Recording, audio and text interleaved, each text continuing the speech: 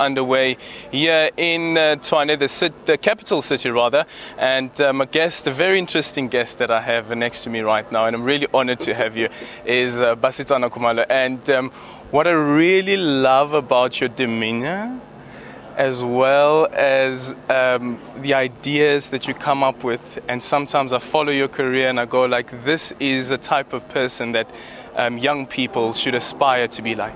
Aldrin, thank you so much for those words of compliment.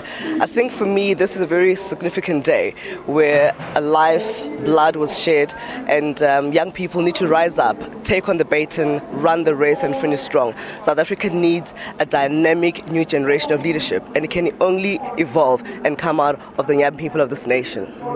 And another issue is youth actually participating in some of these events that take place. And for instance, let's say when government has a forum or there's a discussion around the youth policy, young people making sure that they participate and their voices are also heard. It's absolutely imperative that young people make sure that they're at the table, at the forefront of discussions that are going to impact their lives, whether it's education, whether it's policy formulation, whether it's legislation that speaks to the empowerment of the youth. It's time that young people rise up. You know, the fact that Hector Peterson died today, those many years ago, his blood should not be shed in vain. Young people need to believe in themselves, believe that they have the ability. South Africa needs these dynamic young people to emerge. And something else that I guess you know very well of is patriarchy. Women still battle to make their voices heard. Women still battle to find themselves in the boardrooms as well. The issue of gender parity is something that I'm particularly interested in, and I address that in a lot of forums.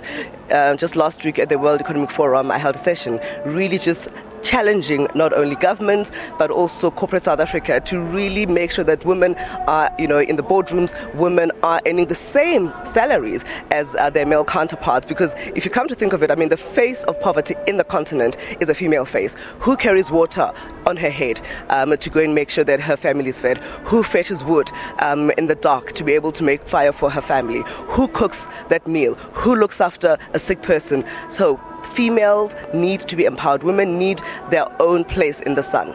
Okay, perfect. Encouraging words there, that women need their own place under the sun. Nomawethu, as a young female, I don't know where you find your role and where you think you fit in to the narrative of this country.